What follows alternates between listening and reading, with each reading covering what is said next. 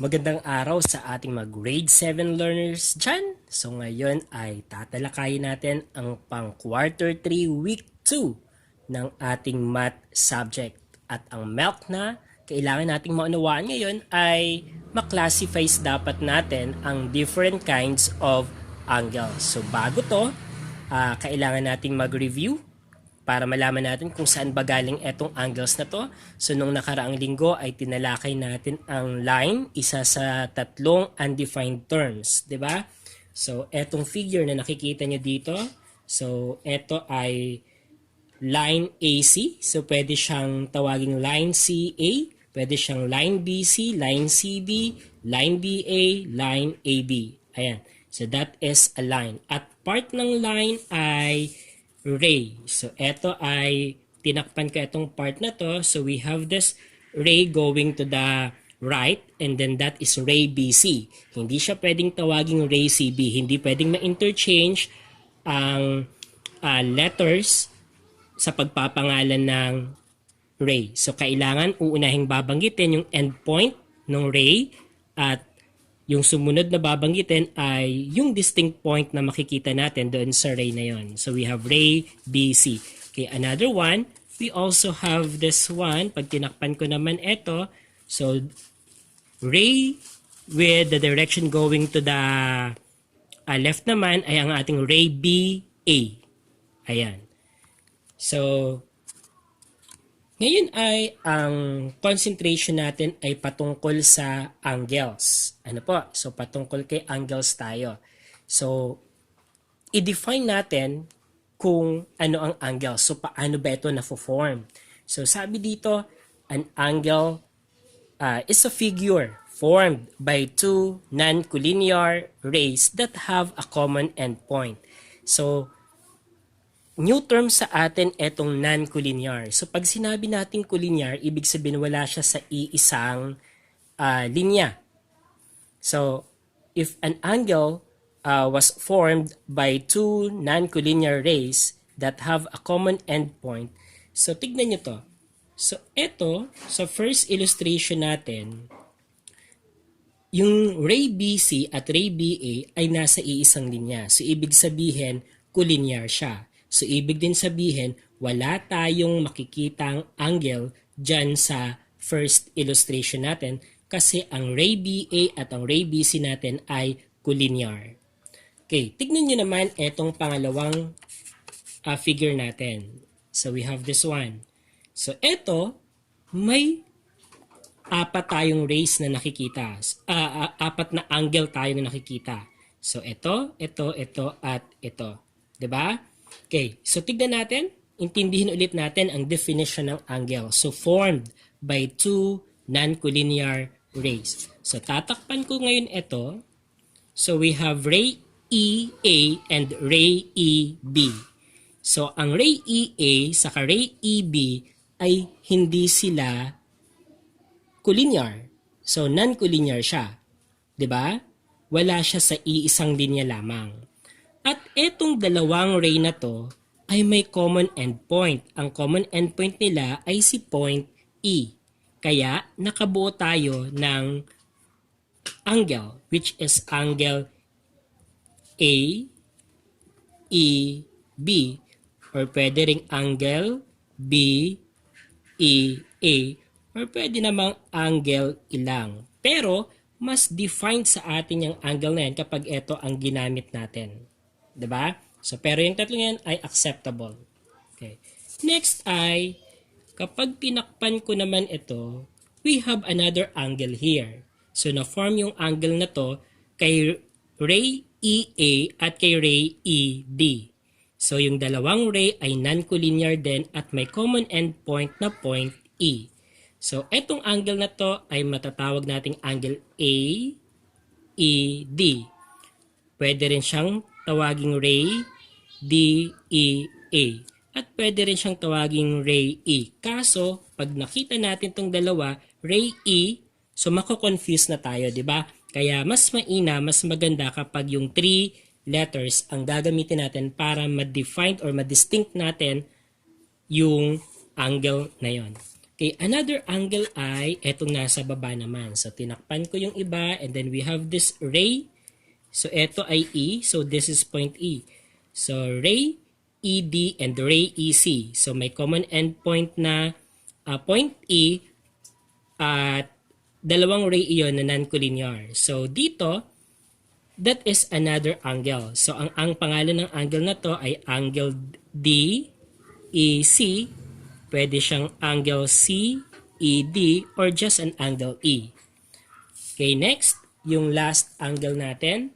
So, we have this one. So, galing naman siya kay ray EB at ray EC.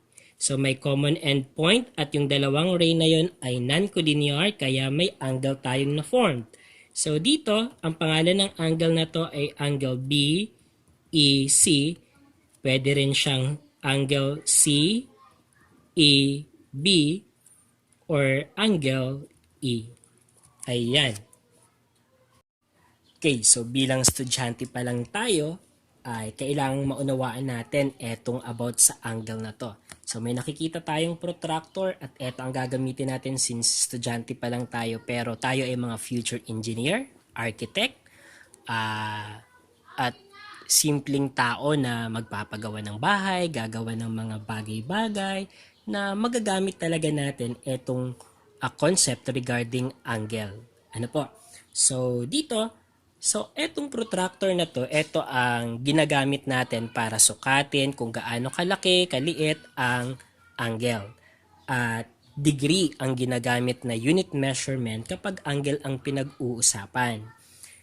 At para masukat natin ang measure ng isang angle, titignan natin kung gaano kabuka or kalaki, kaliit yung buka ng ng angle natin. So dito, kung mapapansin nyo, meron tayong tatlong angle. So paano ko ba kukunin ang sukat nito? Okay, so sa mga activity natin, pwede nating iikot ang paper natin para masukat natin to. Let's say, ito ang susukatin natin. Susukatin natin to. Okay, so kailangan ay okay, siguro ito ang gamitin natin. Okay.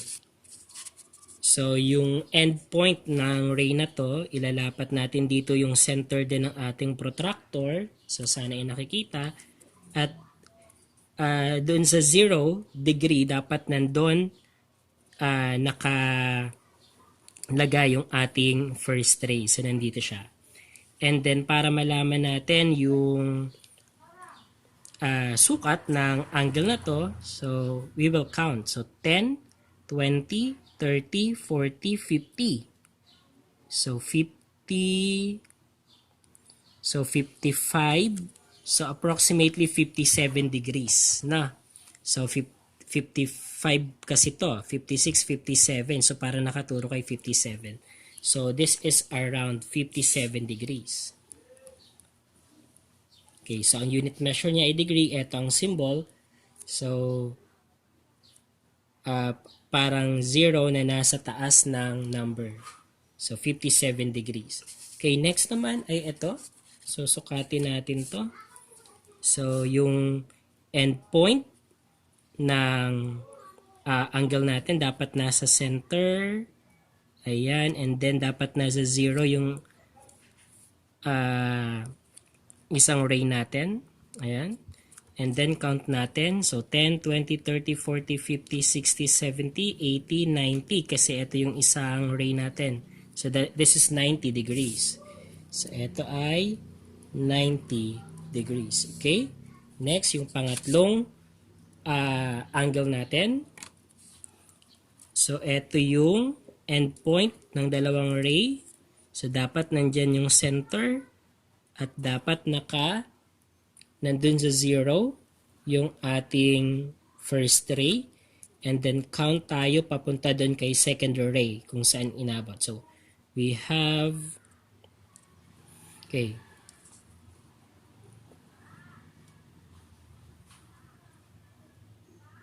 Okay, so we have 10, 20, 30, 40, 50, 60, 70, 80, 90.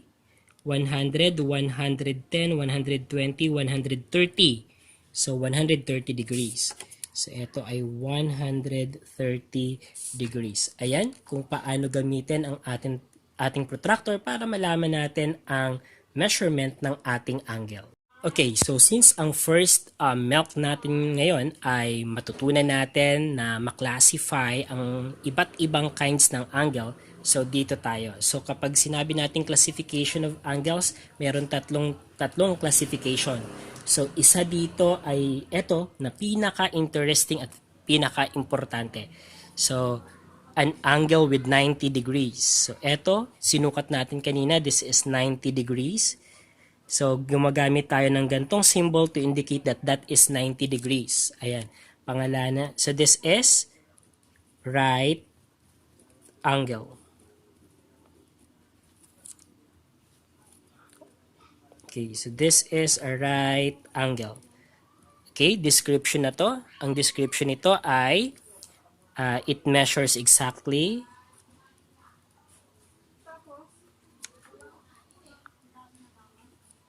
90 degrees. Okay. Ayan. And then, so paano ba natin papangalanan to? So lagyan natin, let's say, this is point D, the end point E, and then this is point N. Okay. So eto, kapag pinangalanan natin itong right angle na to, so we have right angle DEN. So symbol ng angle and then DEN. Gagamit tayo ng tatlong letters na nandun and then dapat ang gitna niya ay kung ano ang kanilang common endpoints or vertex na tinatawag. Okay? Ito ay pwede ring angle N, E, D. Ayan. Or just an angle E. Okay, so we have that one. Okay, so dito, ayan ang una natin or magiging batayan natin ng dalawa pang classification ng ating angle. So sana'y naging malinaw ang ating right angle. So it measures exactly 90 degrees and then so we use this symbol to indicate that that is 90 degrees but kanina sinukat na din naman natin siya na talagang 90 degrees siya. And then to name it, we are using three letters, capital letters. So we have D, E, N, and E, D. Ayan.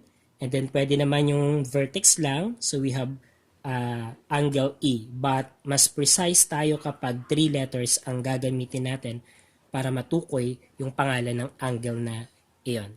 Okay, so this is right angle. So the first classification of an angle. Okay, sumunod ay we have this one. So this is the second. Okay, ito naman ang sumunod. So, ang sukat niya ay 57 degrees. Mas maliit siya kumpara sa right angle natin. So, kapag mas maliit kay right angle, ito ay tinatawag naman na acute. Okay, this is acute angle. Okay, so it measures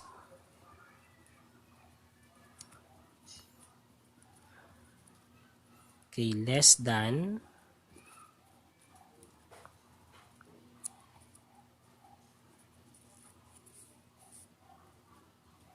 90 degrees but greater than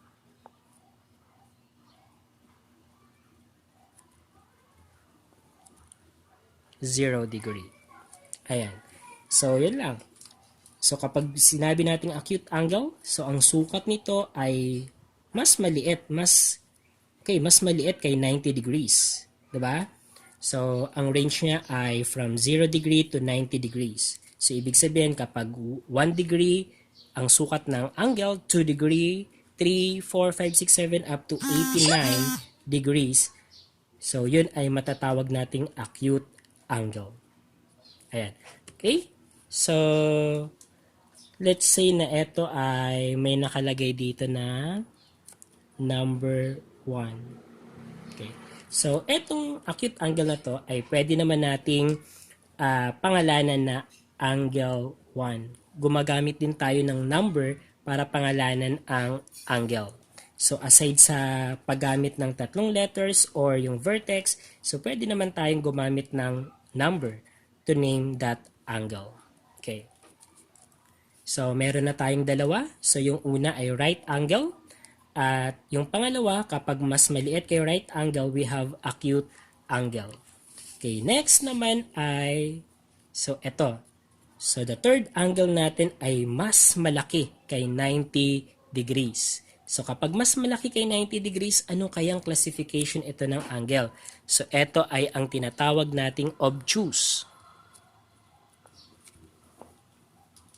Okay, obtuse angle. So description niya, kung ang reference natin ay 90 degrees, it is greater than 90 degrees. So, it measures greater than 90 degrees but less than 180 degrees. Okay.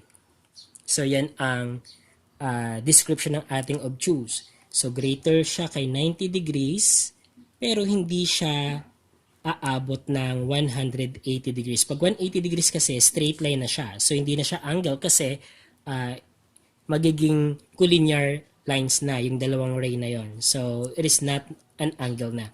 So, yan ang ating obtuse angle. So, eto since ang sukat nito ay 130 degrees, kaya ang classification niya ay under obtuse angle kasi ang measure niya ay greater than 90 degrees. Okay? So, sana natutunan ang tatlong klase ng ating angle. Okay, so sa puntong to, itry natin para masukat natin kung natutunan natin yung aralin kanina. Okay, so dito sa let's do natin, make an angle XYZ with 60 degrees measure. Identify its classification. Okay, so gagawa tayo ng angle. So ang unang gagawin ay, so gamit ang protractor natin, gagawa muna tayo ng line or ng ray. So we have this. Okay, so ito yung ating endpoint.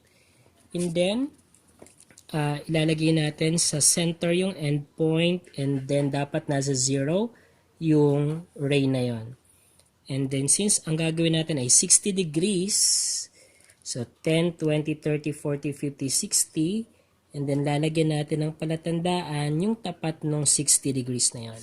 Then, tanggal yung protractor at i-connect yung point na yon sa endpoint nung ray na ginawa natin.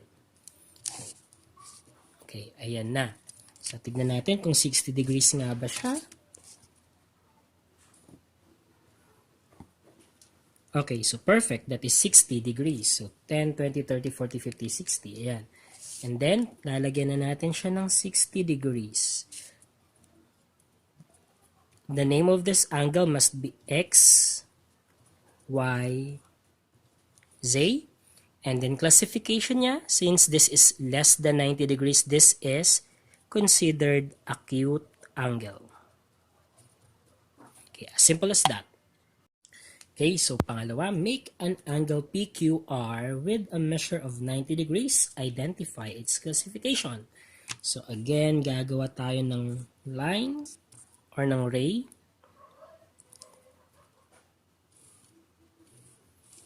Okay.